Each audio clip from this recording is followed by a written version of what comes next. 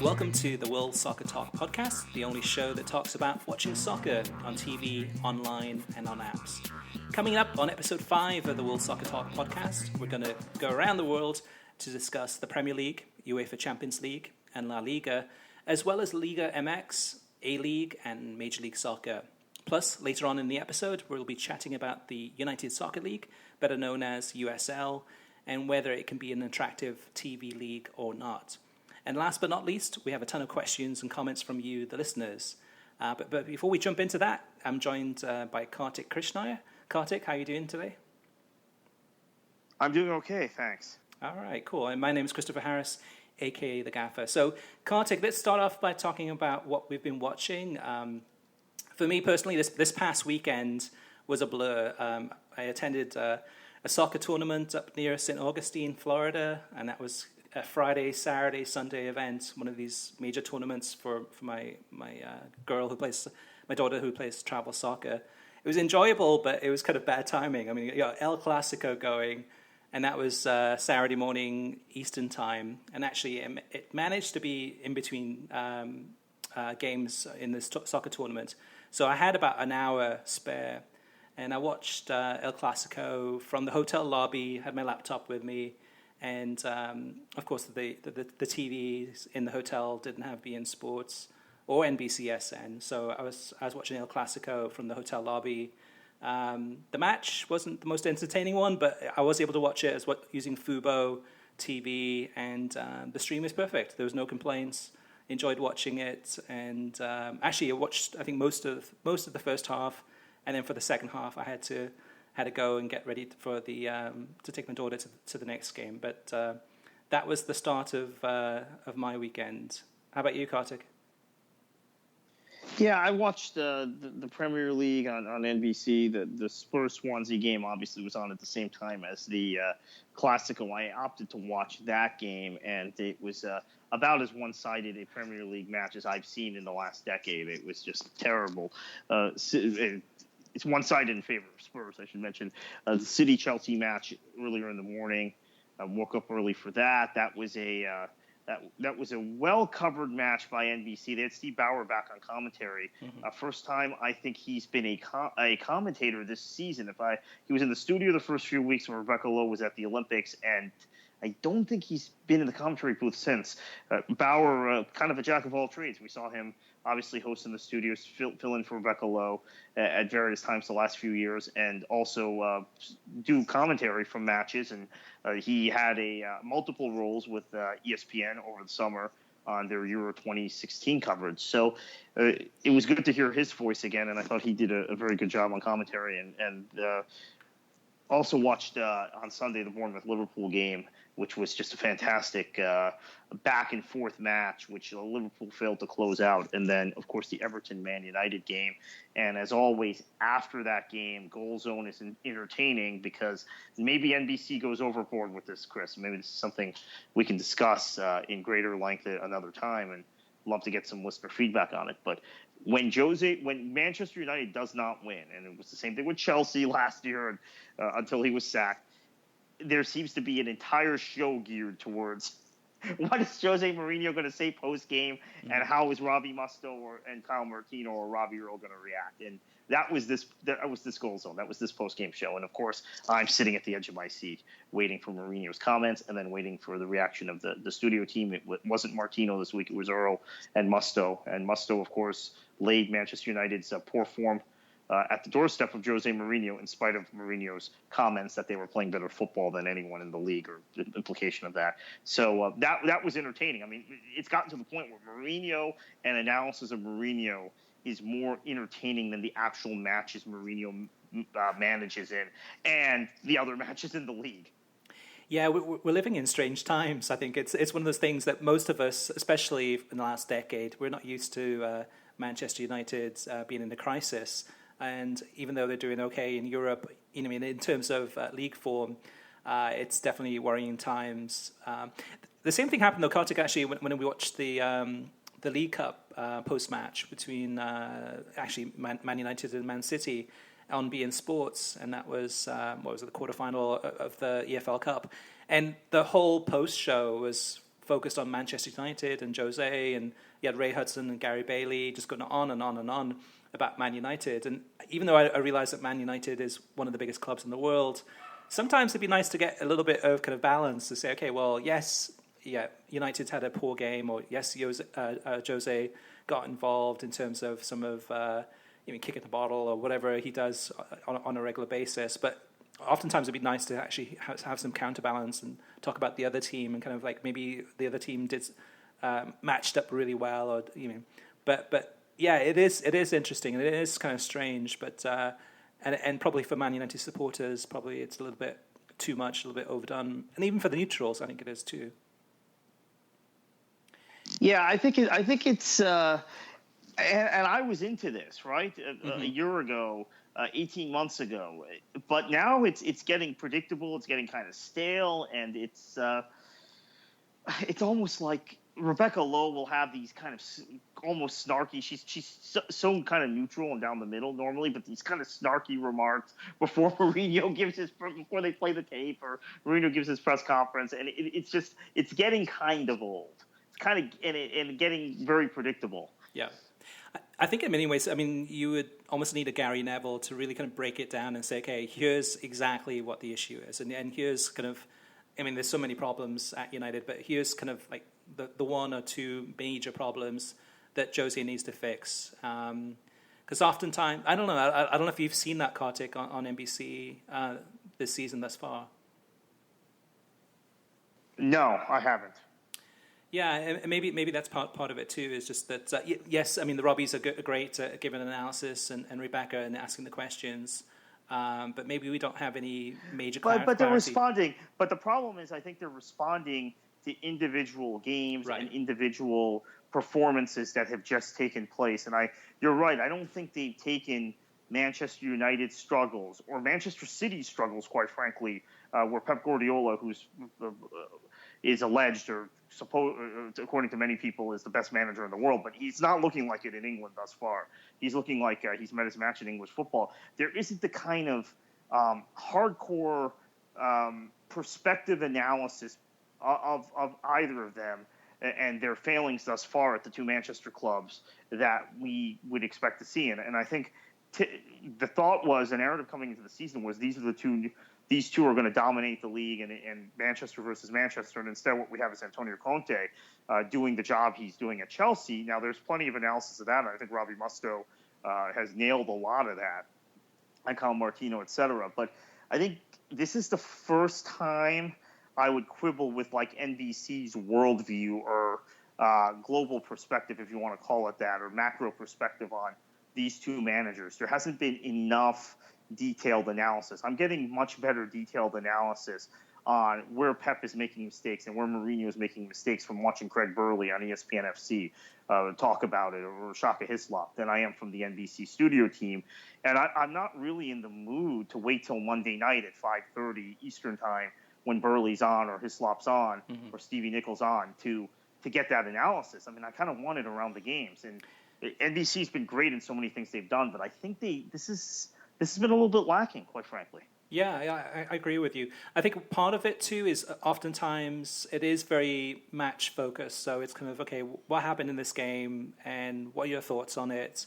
And okay, right, now we're moving on to the next game. There's very little time to kind of do a deep dive, which is something that, like, with the Monday Night Football in England on Sky Sports with Gary Neville, and sometimes, Jamie Carragher, they get usually about 45 minutes to do a really deep dive analysis on something that happened over the weekend. I think that's a great point, actually. I think that's where it happens on Sky in the UK. They don't do it around the games either. Mm-hmm. And there's a lot of deep dive analysis on Match of the Day on BBC, but that's different studio team, different network entirely than who's broadcasting the games, whether it's BT or Sky in the UK. Now, I don't know what NBC's long-term vision for their version of Match of the Day is, but it's at times it's worth watching because there is some studio analysis by Mustoe and Martino and Earl that they don't give on the normal programming. But oftentimes it's just a and I think it often depends on how many games are going on certain days. Oftentimes, it's just a collection and it's just a cut of extended highlights with Rebecca Lowe giving bits in between, introducing the games, and then that's it. And so then you don't have the deep dive analysis there. And again, you're waiting for ESPN FC, and I know from just looking at television numbers, ESPN FC is not being watched by nearly as many people as these link shows on NBC, SN, and CNBC, and whatever channel is showing the NBC over there that's showing the Premier League. So there's a real opportunity being missed, I think. One of the things I think is that Match of the Day that's on NBC, SN, and then Goal Zone are too similar. I mean, it's to me, it's very. I mean, yeah. What's the difference between the two shows? The analysis, I think, is also too similar. So sometimes Earl and Musto and Martino are giving different bits of analysis than they gave during Goal Zone. Right. Sometimes. Right. Most of the time, they're not. Yeah. It's repetitive. That's a fundamental problem. Yeah. Yeah, exactly. And I like watching the extended highlights of the game. So I DVR every Match of the Day, whereas I don't DVR every Goal Zone. I'll admit that. I go back and I watch Match of the Day, but there's no need almost to DVR both shows because they're giving the same analysis. Right. Yeah, it's definitely kind of an area of improvement or a room for opportunity for NBCSN.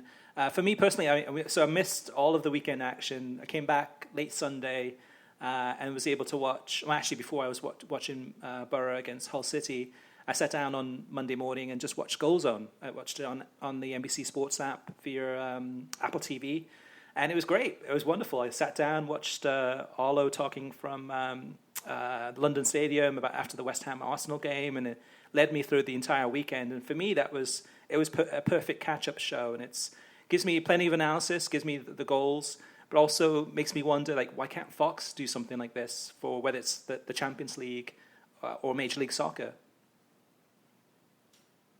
Yeah, that's absolutely true. I mean, I don't know why they haven't had any sort of kind of magazine program like that, or something behind the scenes with a club in Major League Soccer or a club in the Champions League. I think the MLS one might be easier to do.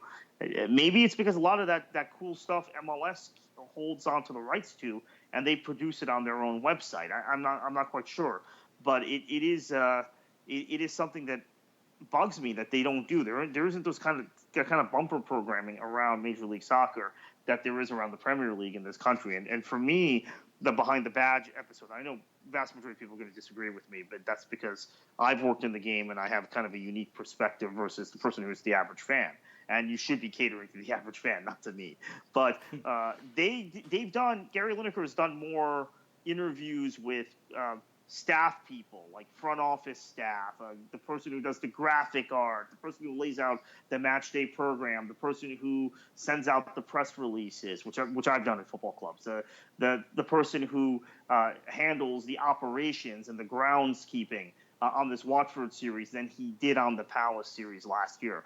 I found that personally very interesting. Now, I think a lot of people are saying, well, there's less player interviews, there's less coaches interaction, because obviously Matsari is not very comfortable with his English. By the way, he does speak English, but he's just not very comfortable with it, so he's not going to speak on camera in English.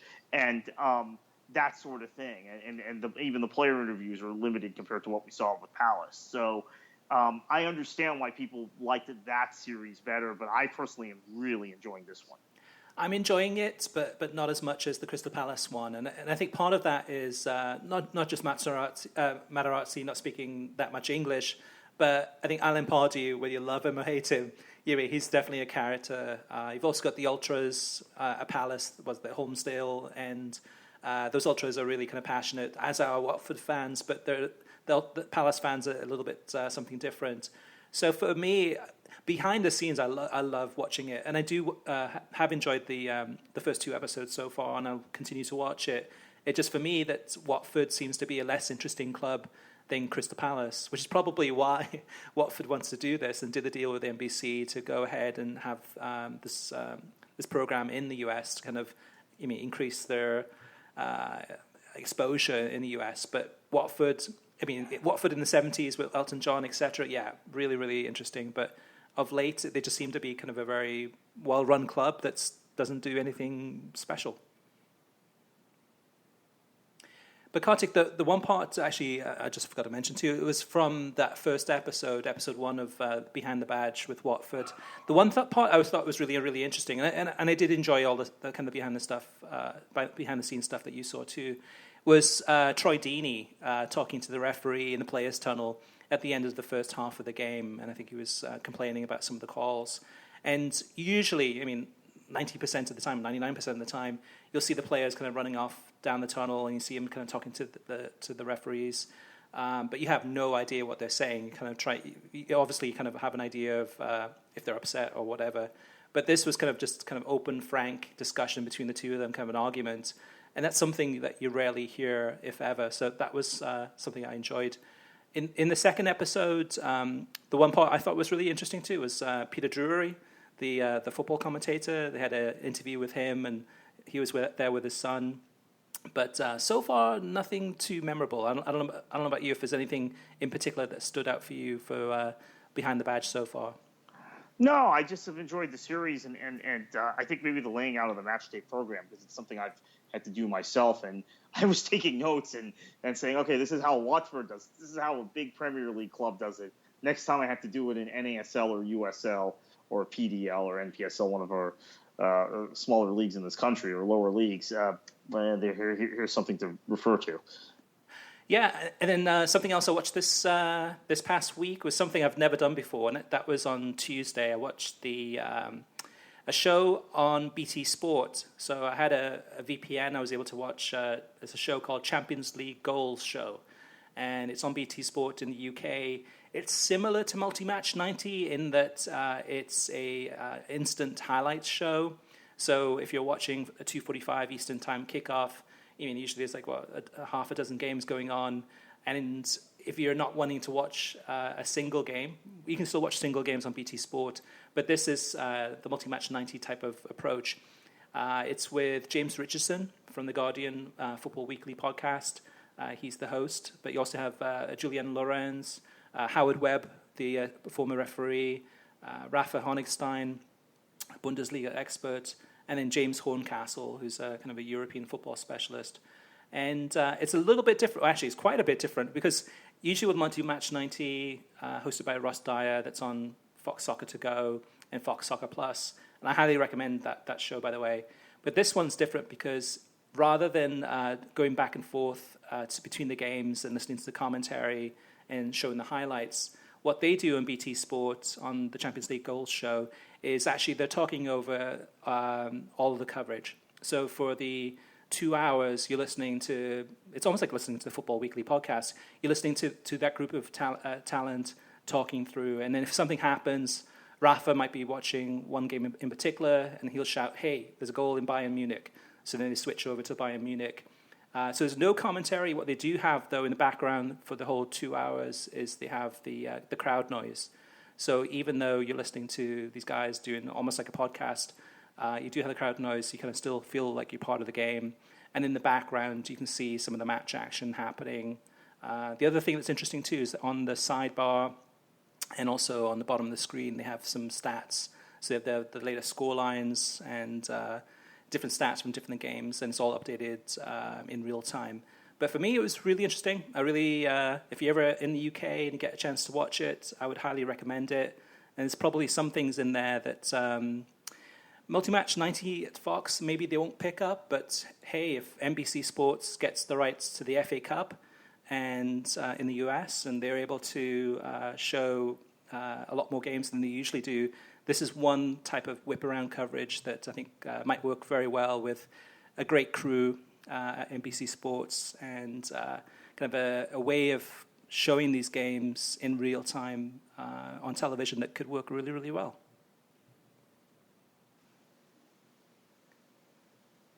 So, Kartik, how about you? What have you been watching other than Premier League football and Behind the Badge?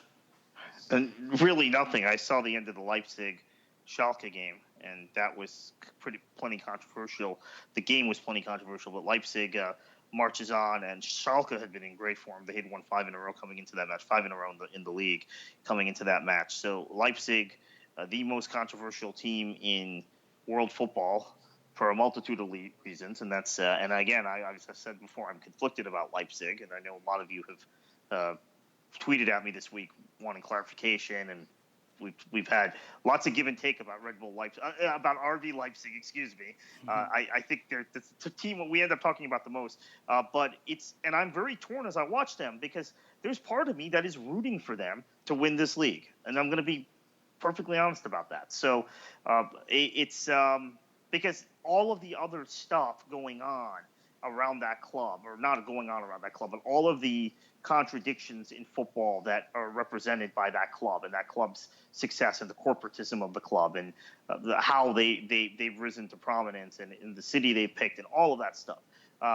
It's all worthy of discussion, and I talk about it a lot, as people who follow my Twitter feed know. But at the same time, there are still a bunch of young players on the pitch who are punching above their weight, who are playing great football. And so that's where the conflict comes in for me. So the conflict, though, like if you looked at, say, PSG, who's, I think they were founded, in the 70s? So they're relatively still a new club. Yeah, they're a young club. And they've bought their way to success, you mean, in terms of, basically being acquired, but then just buying some of the richest players in the world, Cavani, etc. Do you see, is it kind of a difference there with the PSG model? Oh, it's completely different because Germany has a 50+1 rule. They have a tradition of community ownership of football clubs. They have a tradition of supporters and members of the club running the football club.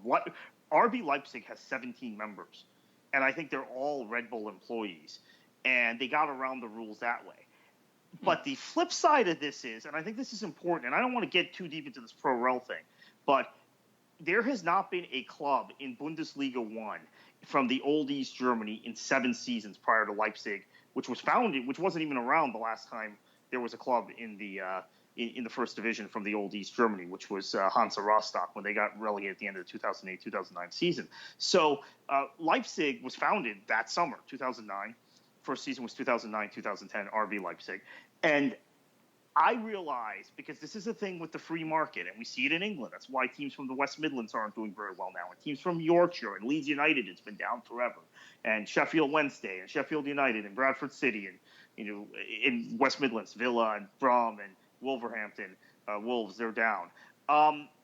If you're not from an economically wealthy region, you have a hard time competing in this open market. And what had happened in Germany is that all the clubs that were in the first division the last several years were all from small geographic clusters where the wealth was accumulated in the country.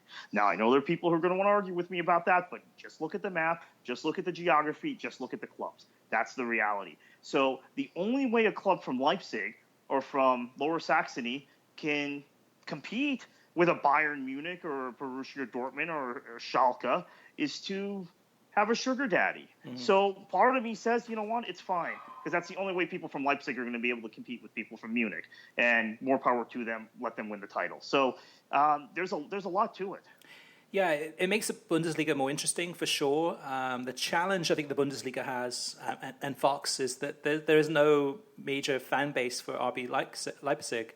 Yes, kind of the neutrals or the people that root for the underdogs want to see RB Leipzig do well this season and kind of mix things up and make it a close title race, which they're doing so far with Bayern Munich. But it's not necessarily going to increase the TV numbers. So and then that could take years.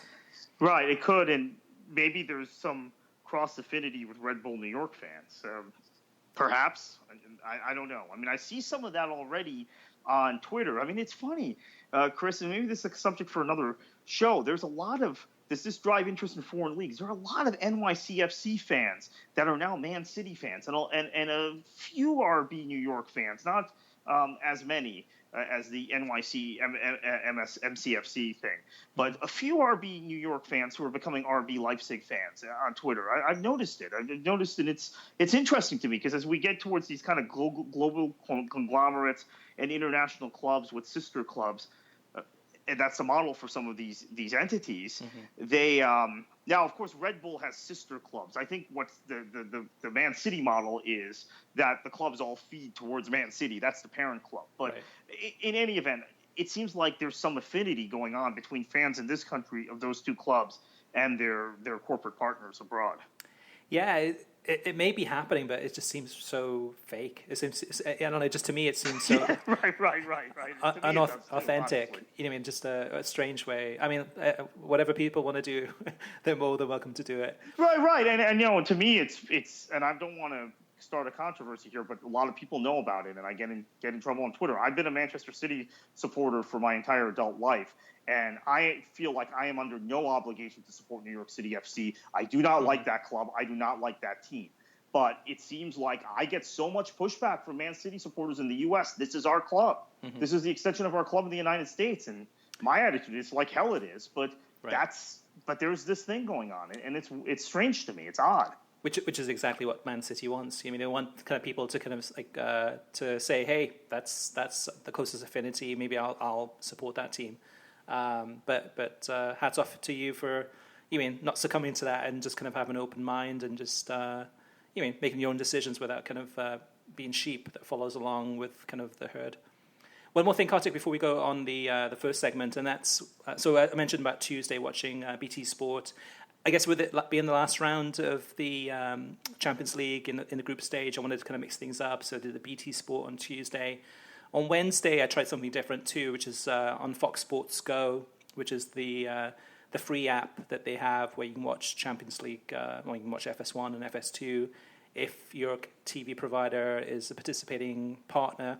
But what I watched was it's called Champions League Match Day Instant Highlights, and it's a bonus feed that's on Fox Sports Go. I hadn't watched it before, but after about 15 minutes, I was sick of it. I had to leave it and then it went back to FS1. But basically what it is the screen shows the latest scores on the screen until a match highlight happens, whether it's a near miss or a shot or a goal. So then the broadcast then shows the highlight, but there's no commentary, there's just the crowd noise. And then the action then returns to that same list of scores on the screen until something else happens again, and then so on and so forth. And there's no commentary, there's nothing. So it's a strange one because I don't know who would really watch that. Maybe if they're at work and they have something on in the background to watch if something happens. But to me then, Multi-Match 90 would be much better because you've got at least Ross Dyer adding some color to it, or I don't know. But anyway, so that was something new I tried and didn't really like it. Don't think I'll go back, but just makes me love Multi-Match 90 even more. All right, Kartik. So let's move on to the next segment of the show, and that's the latest TV streaming news. And I'll let you go first. Yeah, and I think there's been so much talk about DirecTV now, but let's save that for just a little bit now. And the latest is FS1 is going to have a pregame show tomorrow night, or as we record this, it's Thursday, Friday night at 7 p.m., which is going to be a hour-long preview of MLS Cup. And to me, this is great that they're doing this, although it's a rah-rah MLS show because it's on FS1, but ESPN and ABC, who've covered the MLS Cup for its first 20 years, right? This year, 21, have never had the kind of bumper program during the week to build up the MLS Cup that perhaps they should have and to build interest. So this is a good thing, and I think this follows on a model that FS1 has had for some of the big U.S. games, where they've had preview shows a day in advance, or in Copa America, and saw that there was an audience, a niche audience, and it is a niche audience, but an audience nonetheless for that. And then, of course, the final itself is on Big Fox, and that's an exciting development for the league and for American soccer. And hopefully it gets a big number. Yeah, and the last time MLS Cup was on over-the-air broadcast television was 2008. So, a long time ago, 8 years ago. And then that game was shown on ABC. That one back in 2008 had 907,000 viewers. So Fox, without any shadow of a doubt, will be hoping for a bigger audience than that. Kartik, what do you think? Well, that game was a 1 p.m. game on Eastern time on a Sunday, up against NFL games. So it was the Crew and New York Red Bulls, and I thought the number was okay, actually, given the circumstance. So I think you need to do 1.8 million, 1.5 million to 1.8 million between English and Spanish for it to be respectable. Honestly, I know that's a high number, but it's prime time. It's a Saturday night. You have the two of the four most ruckus fan bases in the league. I would say there are four teams with massive, like energetic fan bases: Toronto, Seattle, Portland, Orlando. Two of those teams are playing each other. It's at night. It's prime time. The ambiance is going to be good because it's going to be really cold in Toronto. And the game is being hosted in a Canadian city, which means every U.S. viewer that's interested in Major League Soccer will probably not be at that game, so they should be watching it. Mm-hmm. It's got to do a big number. It's got to do a massive number. And if it does, MLS will be crowing about it, and rightfully so. So I say 1.8 million is the number they need. Yeah, I think English language, I would say that it has to be over 1 million. I mean, if it's anything less than 1 million, then that is it's sad, because basically the amount of promotion they put into this. So you've mentioned the Friday night kind of pre-game show. It's actually 7 o'clock Pacific, 10 o'clock Eastern on FS1. But even this week with the Champions League coverage and the Europa League coverage, if you tuned into any of the pre-game coverage, it was all about MLS Cup. I mean, there's a little bit about Europa League and a little bit about Champions League here and there, but you had David Villa on, you had Grant Wahl talking about LA Galaxy and Atlanta United, and even today, Thursday, Europa League, I was tuned in a few minutes before for the Man United Zoya pre-game, and they were talking about MLS Cup. So the amount of promotion and airtime and publicity and press releases and everything that they've put into this, it has to be over 1 million on the English side. I would say it really should be 1.5 plus on the English side. It's prime time on a Saturday night on Big Fox, and like you said, Kartik, it's two big teams that have stars that have more of a national appeal than, say, a Colorado or kind of some of these more kind of regional teams. Right. This isn't Colorado and Dallas again, or Kansas City and Real Salt Lake. This is Seattle and Toronto. This is as big as it gets. And we saw the number in Canada last week for the second leg. Yeah. The number was off the charts. Canada has 30 million people, and the U.S. has 300 million. So if you times that 1.5 million by 10, that 1.5 million that Toronto, Montreal got, you're looking at an NFL-like number or a college football playoff-like number.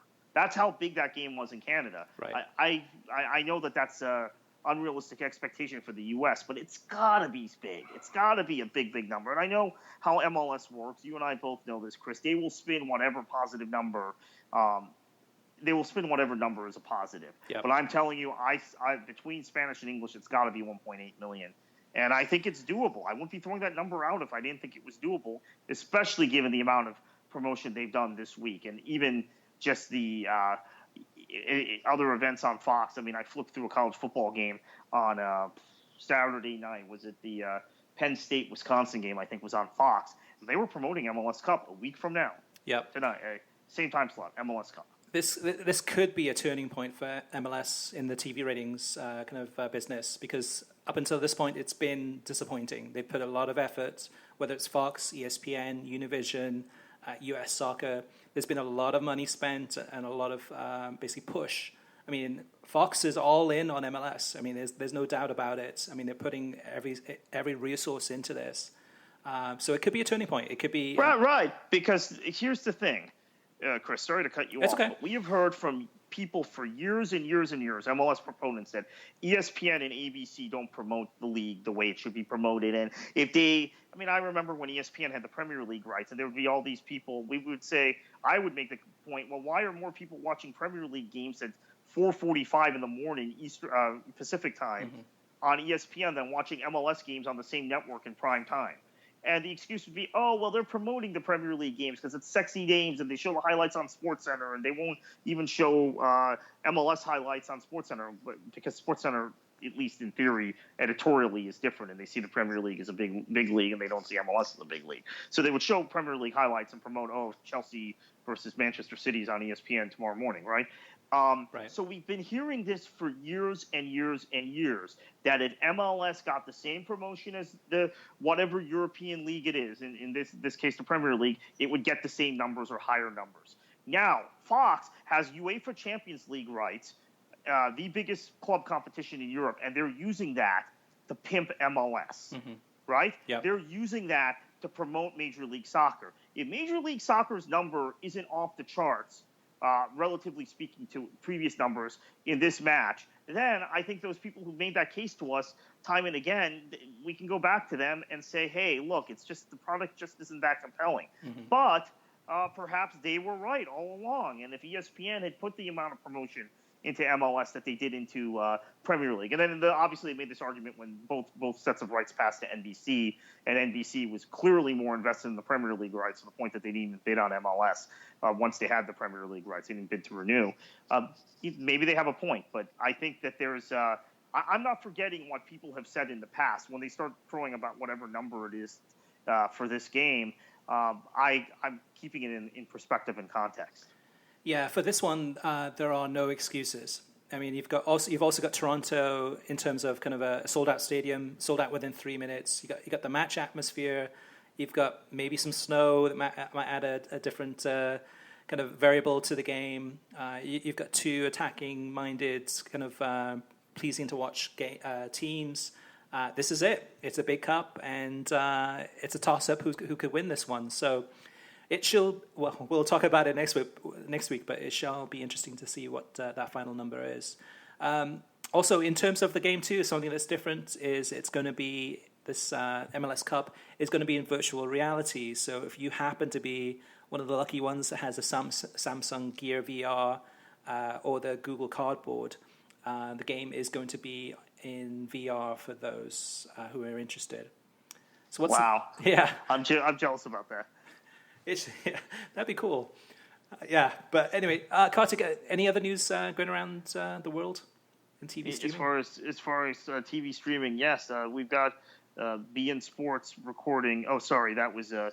We'll do the BN in the next segment. So Fubo, which you I believe watched this game on, right? That's right. They had 62,000 viewers. I was getting ahead of myself with the overall number for the Clasico, but they had 62,000 viewers for El Clasico between Barcelona and Real Madrid, and that was that was pretty stunning to me. I'm a Fubo subscriber, so are you. You watched the game on Fubo. What were your takeaways? Yeah, well, I think the number of subscribers to Fubo is 71,000. So 62,000 people were watching it concurrently. So that's pretty amazing numbers in terms of kind of the user adoption then and how many are actually using the service. But I know that in March they had problems when they had the last El Clasico. There were issues with it crashing for a short time and then coming back. But this one was flawless. There was no problems at all. The quality of the stream was great. Not a big fan of the chat feature, but there is a button towards the top right, so you can kind of click that. And that kind of moves the chat away, and then you just see the game itself. But it was great, and it was a hotel Wi-Fi in the lobby, which usually is not the most reliable type of service. But I think Fubo is able to kind of look at the megabits per second and see kind of how fast or slow your connection is, and then serve up the best streaming kind of package for that game that you can possibly get, and without actually no buffering at all. So. Yeah, that was really, really good. Also, around the world, TV streaming news. This is going to be of interest to some of our listeners, and that is that Nick Collins, who's the England national team reporter at Sky Sports, has been let go. And for those of you who know Nick Collins, you know that he's been following the England team for years, reporting on the England national team for Sky Sports News. But for those who might not remember him or may not remember the name, he's the guy with the mustache, a little bit older. There was one scene, I think a couple of years ago, and actually I was watching this live at that time, but on Sky Sports, he was outside Wembley Stadium, kind of on a platform, on a scaffolding, doing a live broadcast, kind of previewing some game, and all of a sudden the scaffolding kind of gave way and he fell down.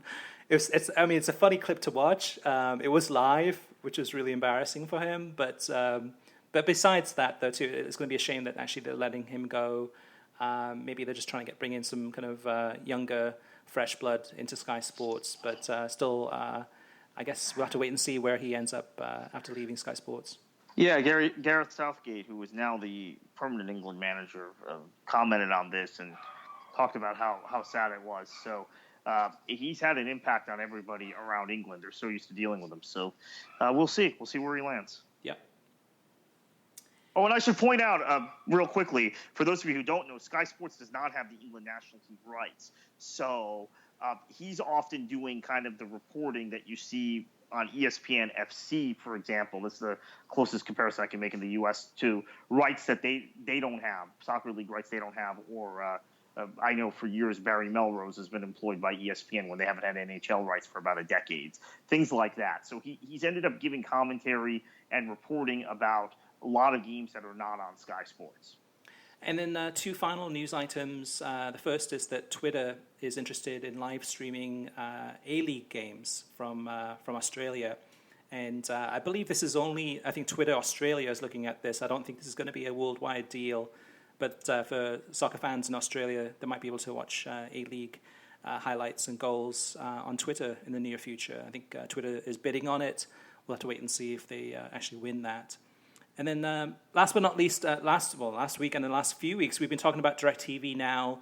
It came out November 30th. I had a chance today to go ahead and do the free trial and see what it's like.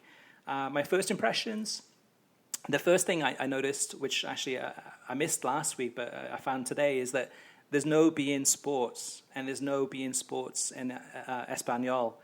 So for those of us who are hardcore soccer fans, like many of the listeners, watching La Liga, Serie A, EFL Cup, World Cup qualifiers, etc., beIN Sports is not on DirecTV now, at least not now. So maybe in the near future there'll be a deal made, but that's a big miss for soccer fans. Using DirecTV itself, the streaming quality is fantastic. It's really, really clear, no buffering, picture quality is fantastic, no issues at all. Also the TV guides and the controls are really slick, and I was using it on my laptop, no problems at all. On a downside, there's no DVR, and also there's very limited player controls. So, for example, I was watching Europa League today on FS1 using DirecTV Now. You can pause the game, so if you want to take a bathroom break or whatever, you can pause the game, but when you come back and hit the play button again, rather than kind of continuing to play the video from where you left off, it jumps to the live action. So if you're gone for 5 minutes or going to take a phone call and come back and you've paused it, you could press play again and it could skip 5 minutes. It would skip 5 minutes and you might have missed a goal, you might have missed something that happened. You can't rewind, and when you pause it, you can't fast forward like a minute or two. Basically, it's either you play or you pause, and if you play again, then it jumps to the live time, which is frustrating. So hopefully those are things that they can fix in the future, as well as beIN Sports, hopefully adding that in the near future, because it's becoming more and more a must-have channel. Now, Kartik, you alluded to this a little earlier, and we're going to talk about TV ratings in the next segment. And Kartik, how about you lead off with the big news? Yeah, so the American Necaxa Sunday number, which was, and we've talked about Club America and Chivas being really drivers of television ratings in this country. 2.767 million. It's the most watched Liga MX semifinal match round in over 9 years. But of course, that was an America Chivas game in 2007 in the Clausura. And that was on Univision. So the final will be played between America and Tigres, and on December 22nd, the first leg, December 25th, second leg, Christmas. The number is going to be huge for this in the United States. This number was basically double that of El Clasico. So, again, I always hear critiques, well, you can't get fans who are watching the Mexican League to watch MLS and NASL and USL, so that's why the leagues are failing. Well, they can't even get them to watch the Clasico or get them to watch the Premier League. Mm-hmm. There's just much more interest in Liga MX in this country than in other leagues, particularly when games involve the America or Chivas or Cruz Azul, not when it's necessarily some of the other teams. But the ratings are always higher than European games. So 2.767 million for the second leg, huge number, and that's one of the largest numbers we've ever had for a club soccer match in the United States. Yeah, and then the final, like you said, is going to mention the first leg is the 22nd, and the final on the 25th, which is Christmas Day. But in Mexico and in kind of Mexican heritage, often many Mexican Americans celebrate Christmas on Christmas Eve. That's the big time that they have. So Christmas Day is more of kind of a day that they spend together and have a lot more free time. So for soccer fans, whether you love Club America or you hate Club America, you're probably going to be watching that match. So that one should be interesting to see in terms of that number for the second leg. Hopefully the first leg is pretty close and the second leg could be some monster numbers there. The one advantage, one major advantage for Liga MX in the US is that they're on Univision. So they're on over-the-air soccer, over-the-air broadcast channel. So for El Clasico, it's tough because imagine if we had Barcelona, Real Madrid that was on ABC or NBC or Fox, etc. What those numbers would be. But still, the Liga MX game was almost double, like you said, Kartik, the El Clasico number. El Clasico was 1.4 million, 900 and something thousand were on beIN Sports en Español. And then about 400,000, actually about 500,000, was on the English side. So still pretty decent numbers, probably not as big as beIN Sports had wanted. But then again, though, too, I mean, it's like we said before, too, with Fubo, you got 62,000 people watching on Fubo, plus you had the Sling numbers, plus you had Yip TV and some other streaming platforms, too, and that number will just keep on growing and growing. So it should be interesting to see if there's any more numbers that'll be shared in the next coming days or so. Some of the other numbers from the weekend too, the Man City against Chelsea match was close to 400,000 people watching that one on NBCSN. And of course that was an early morning kickoff. And then on the Sunday it was Everton against Man United, and that was just over 550,000 on NBCSN for that Sunday morning games. So definitely decent numbers there for the Premier League. Kartik, listen to the mailbag. We've got a bunch of this week, which is great news. And maybe if you want to go first, we've got a bunch of emails. And the first email, I'll let you read. Yeah, Scott from McAllen, Texas, who's interacted with us a lot, says, Fox does a great job of regional soccer coverage, specifying MLS, CONCACAF Champions League, etc. International, not so much. Except I agree that the multi-match 90 is great. Now, Fox Deportes does a great job of covering Copa Libertadores. For European soccer, I rather ESPN or NBC. In Spanish, I could be mistaken, but I believe Telemundo is covering the World Cup this year. If that is true, that means Andres Cantor will be calling games. Andres is, in my opinion, the best Spanish announcer out there. Yeah, Andres, and especially Andres Cantor's goal call for the Women's World Cup for the final. Carly Lloyd goal was out of this world. I mean, just that amazing that goal from halfway line. But his call for that was incredible. And Telemundo does have the World Cup rights for the next World Cup, so it's going to be different. It's going to be interesting to see how they do in comparison to Univision. And then Kartik, the next one, we've got another email. This one's from a listener by the name of Keith Wickle, and he says, "Hey, thanks for the hard work on the website and the pod. I've listened for about four years now, maybe 5. The pod has always entertained. The rotating cast of the commentary has actually been interesting. The latest turn to discuss TV coverage has me scratching my head. The excitement of football is in the games, the goals, and the glory. And this creates a culture and a set of tribal rivalries that have endured for more than 100 years in many cases." And he says that, "I understand that TV coverage and the media have an impact on the game, but it's pretty much a business force, which unless you're involved with it, it's not why I'm a supporter. I could understand having a more global focus and not just a Premier League focus, which would be cool, actually. I care about the goals, the indescribable moments of joy and poetry the games provide, and in my case of being a Spurs supporter, the terror and despair. Your pod and the website have been part of that joy for the last 4 years or so, but without a focus on those moments of transcendence and the sublime, I'm not sure why I would listen to the new one." So let me answer that one, Kartik. And I appreciate Keith's feedback and opinions there. But I think it is one of those things, though, even though we're talking about the business side, it really is about watching the soccer on television and streaming and on apps, and talking about that experience, because it is changing. It is changing kind of monthly and daily for us. Our habits are changing. But I think we're still talking about kind of the joy and kind of the moments of glory and those kind of those beautiful moments of goals, etc.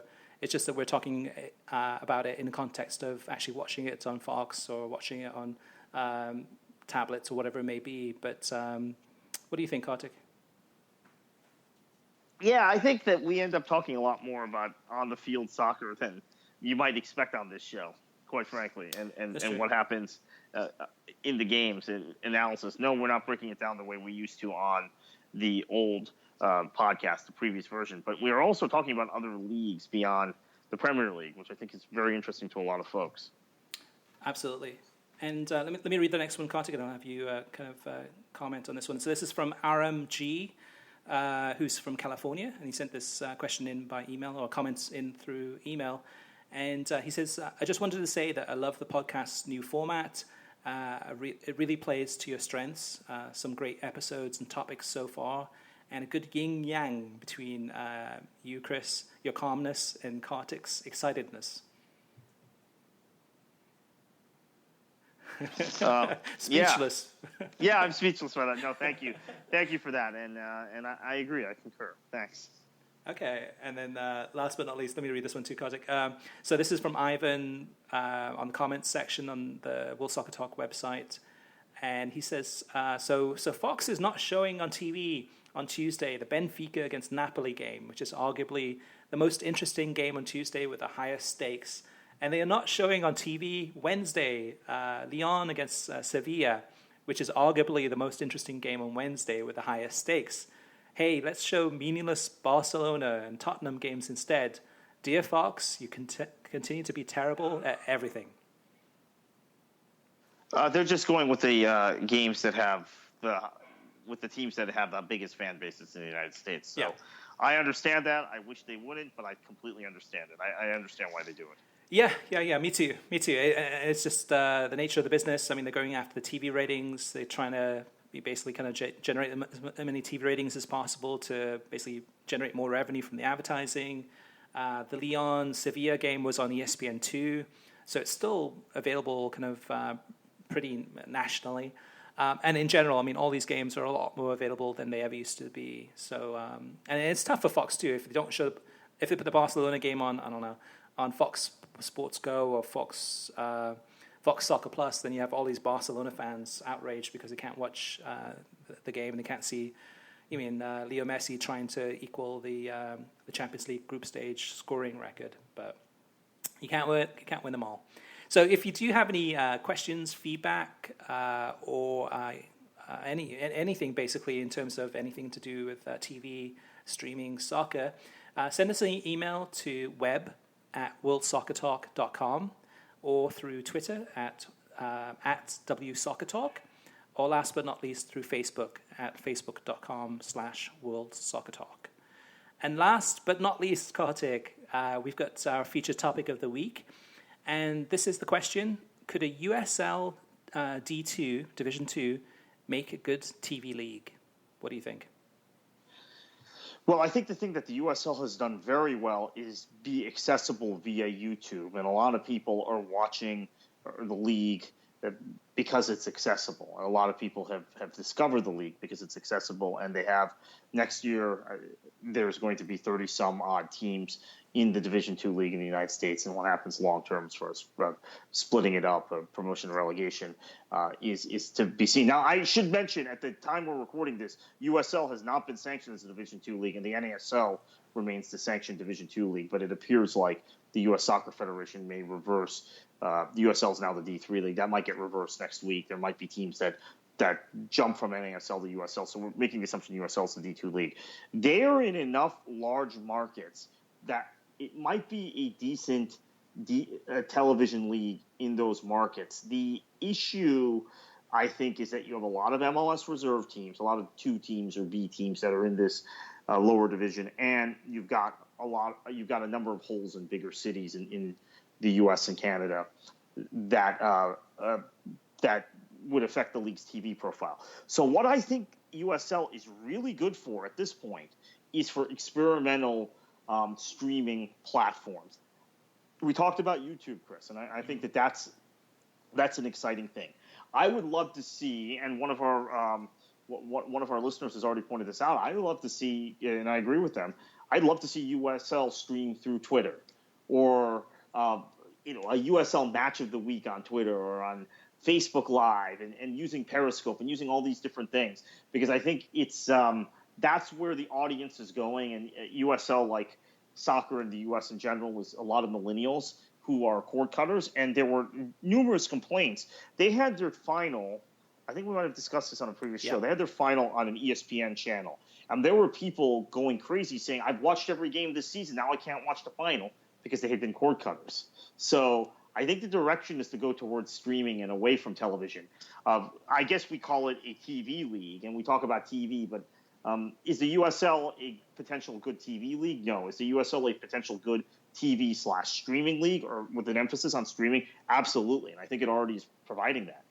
Yeah, the biggest attraction to me about USL would be going to the games. You know, having an intimate atmosphere, kind of an intimate stadium, being able to cheer on your local team, seeing some rivalries between, say, I don't know, Cincinnati and Louisville, or or Nashville, and have kind of that side of things. Because like from the TV side, the level of football is probably pretty decent. It's probably, I don't know, similar in England to maybe League One or League Two at that level. So watching the games would be pretty good. But for me, going to, say, I don't know, a Rotherham game or a Scunthorpe game, actually going to those games probably would be more of a pleasurable experience than actually watching it on television. It's probably not the most appealing TV to watch, but going to the games and singing with the fans and kind of from that perspective is, to me at least, more attractive. But I'm with you on the YouTube thing. I think, or Twitter.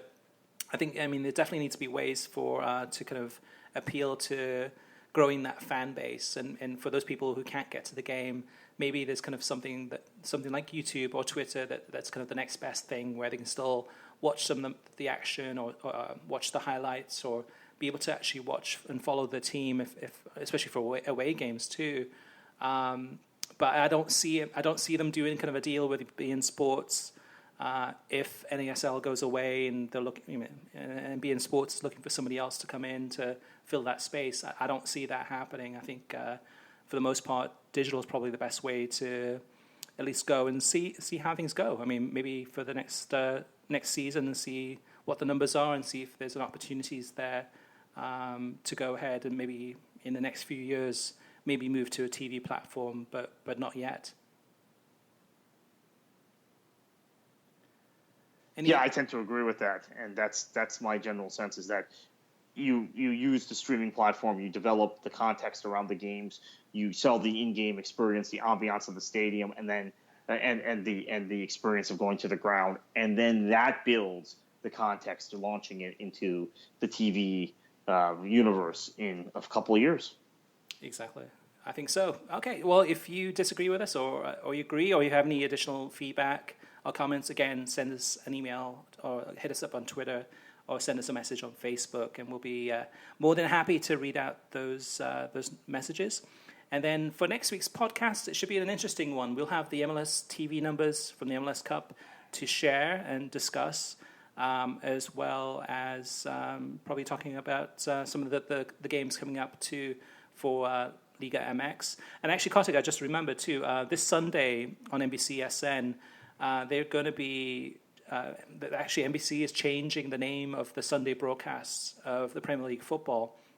So they're going to be calling it Premier League Sunday. It's going to have a new opening. It's going to have new music. It's going to be probably produced a little bit differently. So that should be interesting to see kind of what they do and how different it is. And maybe they do. Yeah, it's an odd thing to do in the middle of the season, quite frankly. But yeah, I think they're kind of behind the eight ball in terms of from the Olympics. So I think most of the talent and most of the production resources got kind of sucked into the whole Rio Olympics. So I think the plan was, even since August, is to do incremental changes throughout the season as things have gone by, as far as adding the fantasy shows, and even on the digital side, adding some different features, and maybe doing the behind the badge a little bit later this season than maybe previous years. The timing is. I think it's probably something they planned for a while, but just had to get all their ducks in a row. But it should be interesting to see if it's much different, if at all. So we'll be talking about that next week, as well as those MLS numbers and much, much more. So thanks everyone for listening, and Kartik. Enjoy your football.